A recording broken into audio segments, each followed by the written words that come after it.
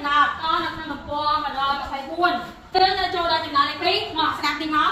ពីដីស្រែមួយមានរាងការ៉េមានជ្រុងប្រវែង40ម៉ែត្រចូលគូប្លង់ដីស្រែនោះដល់5មានឋាន2ភាគឲ្យ1គាត់ចានេះគេប្រាប់មកជាក់ស្ដែងបានន័យថាដីស្រែនេះគឺមានរាងអីគេការ៉េចឹងយើងដឹងការ៉េមានជ្រុងប៉ុន្មាន1ហ្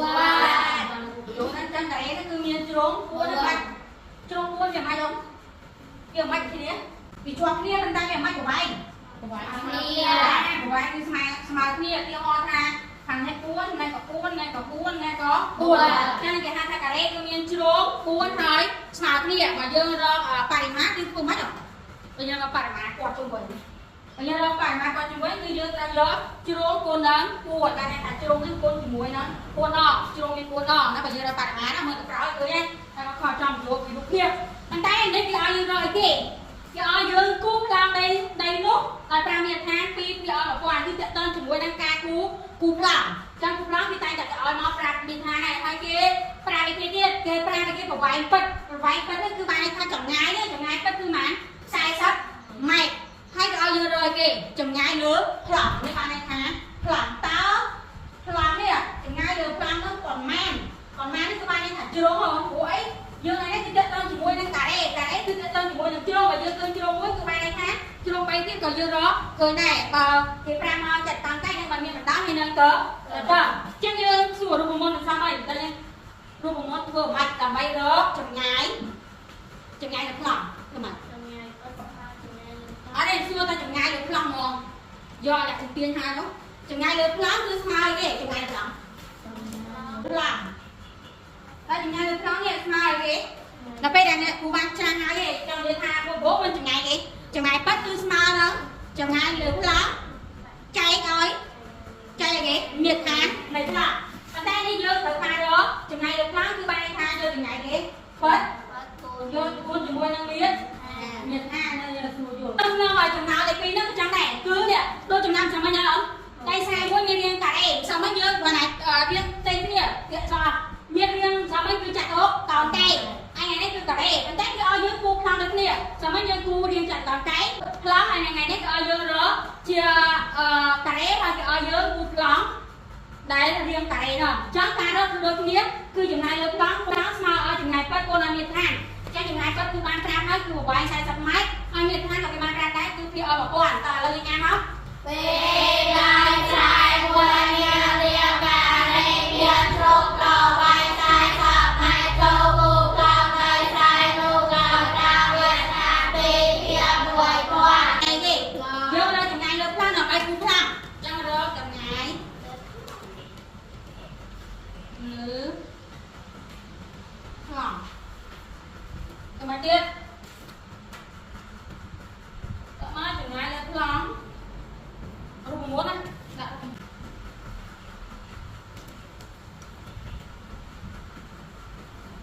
តាមរូបមន្តមិនរូបមន្តដែលទាក់ទងជាមួយការគណនាចម្ងាយពិតចឹងយើងដាក់មកចម្ងាយពិតដាក់តាមមកគេសិនចាំយើងទាញចម្ងាយពិតគឺស្មើឲ្យគេអត់គឺស្មើឲ្យអីគេចម្ងាយលើប្លង់ចែកឲ្យមានឋានមានឋានចឹងនេះប្រាប់មកហើយគឺចម្ងាយប៉ិតហើយនឹងមានឋានគឺយើងទាញយកចម្ងាយលើប្លង់មកនាំឲ្យចម្ងាយលើប្លង់ស្មើគេស្មើអត់ស្មើចម្ងាយប៉ិតគុណឲ្យមានឋាន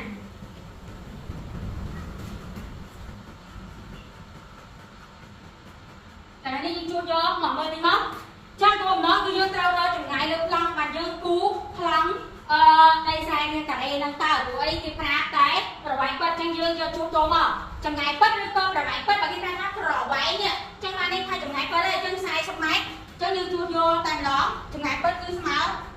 40ម៉ែត្រគូនឲ្យមានឋានណាដល់មានឋាន5នេះមានឋានគឺ2 ពីភាគតកន្លែងនេះយើងអត់មានសេចចេះណោះយើងត្រូវទៅសេពីភាគអត់តែចែកមកពីភាគអត់មួយ1000ចឹងយកចំនួនគត់คูณជាមួយនឹងភាគយកឲ្យភាគបែរយើងរក្សាទុកតែ40คูณនឹង2បានណា40คูณ2ពីរដង8នេះសូម1ហើយយើងចែកជាមួយនឹង1000នេះដល់ដែរមកហើយយើងធ្វើមកទៀតម៉ែយើងដាក់មកស្រួលចូលម៉ែខាងលើនេះម៉ែមួយខាងក្រោមក៏យើងចូលមួយដែរអត់មានខាងលើចូលមួយខាងក្រោមចូលទាំងអស់ចាប់ហើយតោះចម្លើយ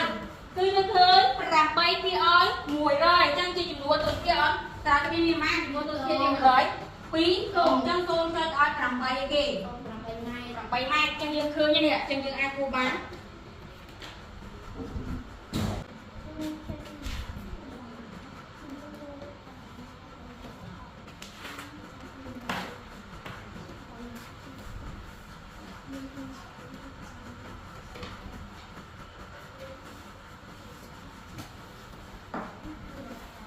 មកជាយើងគូហើយថ្ងៃនេះ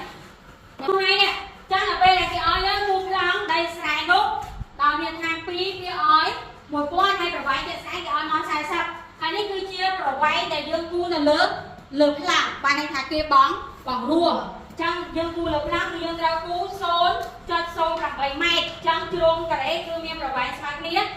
តែពួនជ្រុងហ្នឹងអញ្ចឹង 0.08 ម៉ែត្រហ្នឹងគ្រប់តែពួនជ្រុងហ្នឹងគឺជាចម្លើយតែឥឡូវយើងធ្វើមួយទៀតចំណុចលេខ3គេសួរថ្មគេឲ្យ100ទេសួរច្បារយើងចាក់ដងកែយើងចូលដល់ចាក់ដងកែម្ដងចាក់ដងកែគឺយើងមានគេបណ្ដោយ2ហើយនឹងទៅដល់2ដែលមានប្រវែងស្មើគ្នាមានបណ្ដោយហើយនឹងទៅដល់ចាក់សួរថ្មយើងចាក់ដងកែមួយហ្នឹងមានបណ្ដោយ60ម៉ែត្រនិងទៅដល់20ម៉ែត្រតើនឹងគឺជាចម្ងាយពិតប្រវែងពិតឬក៏លើកឡើងពិតចាក់ដល់ប្រវែងដែលគេឲ្យមកបណ្ដោយ60ម៉ែត្រពិតហើយនៅទៅដល់20ម៉ែត្រនេះគឺពិតហើយគេឲ្យយើងគូប្លង់សួរស្មានោះដល់5មេថាមួយភាគឲ្យ500ចឹងរបៀបនៃការធ្វើគឺដូចគ្នាឡើយហ្នឹងណាតើឥឡូវយើងអានសិនមកហើយសួរស្មារៀបចាទៅកោនកែមួយចាតាមដល់60ម៉ែត្រតាមដល់20ម៉ែត្រចូលគូប្លង់សួរខ្លាំងនោះដល់5ភាគស្អាតមួយភាគ500តែបានថាគេឲ្យយើងគូប្លង់សួរស្មានោះដល់5ភាគស្អាត1ភាគឲ្យ500ហើយយើងទៅរកទៀតគឺយើងត្រូវរកចម្ងាយលើប្លង់រកលោកគ្នារកគេចម្ងាយលើប្លង់រកចម្ង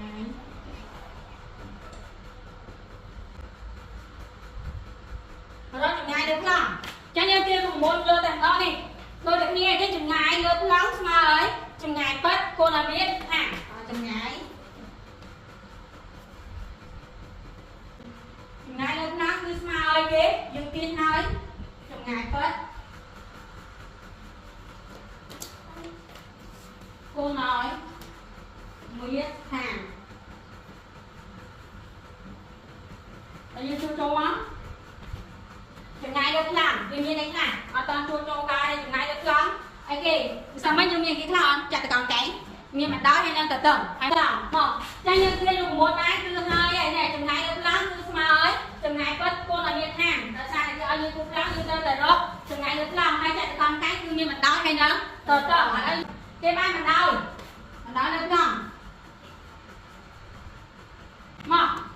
ចាញ់ចាក់តកងកែងគឺមានបណ្ដោយហើយនឹងទៅអញ្ចឹងយើងទី1គឺយើងត្រូវរកបណ្ដោយលើប្លង់អញ្ចឹងយើងនេះប្រមូលរបស់យើងគឺចម្ងាយពិតគោលឲ្យមានខាងអញ្ចឹងបណ្ដោយយើងនេះគេប្រាប់ហើយជាក់ស្ដែងគឺចម្ងាយពិតគឺ60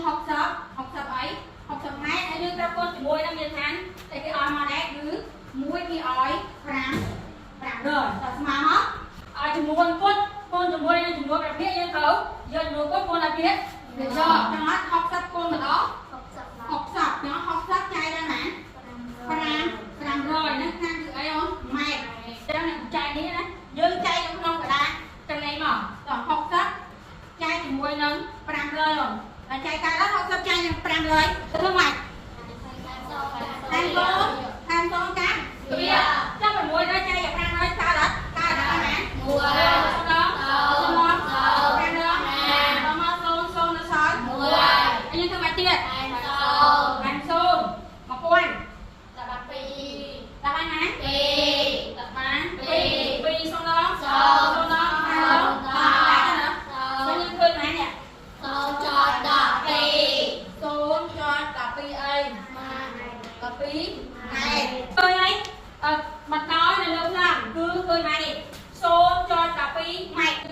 chia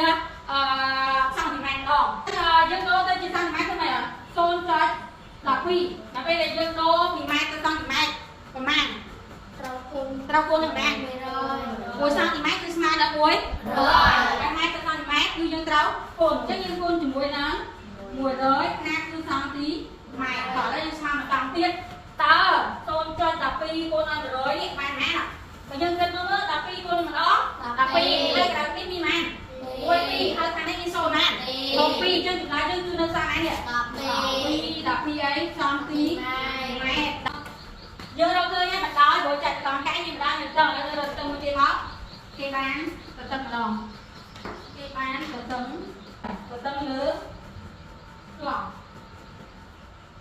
smart chắc cái bán từ từng lứa lắm cứ bạn ấy đây mua bao nhiêu cái ngày quay cô đồng nhân hát trong ngày quay từ từng từ mai đi một thấy phai mát hay như cô chỉ mua miền thanh ở cái tôi mua phía ở tràm rồi là như cô nó một phai đó thấy chai ở tràm rồi ra cứ mày tỏ ra như chai nó một phai chai ở tràm rồi chắc một phai chai tràm ra cái gì thời than số đặc biệt khi ra chai tràm ra đó còn than số bên tiên nó hay như thế vậy thẻ sồnแล้วมีquan chai tràm tràm rồi cua một số nó cua tràm đó thằng nào phải chắc đá dưới xôn buồn con đấy nam gì đây mai chắc như trao đồ đưa thằng lừa đây ta tự tâm bàn đao sang thì mát ta tự tâm tự nhiên trao đồ tôi chia sang thì mát này đọc smart nhưng như xôn cho là xôn buồn mai đó là bay đồ tôi chỉ sang thì mát như phun hai phần máy ta sang mát một rơi nhà bác đi cô ăn một rơi nát cứ sang thì mát như cô nó đôi thằng lừa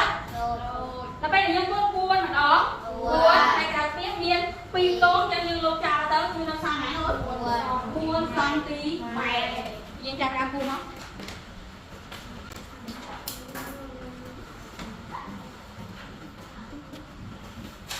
cho như là cười hay nát còn lơ từ hai đứa lắm là như mình đói má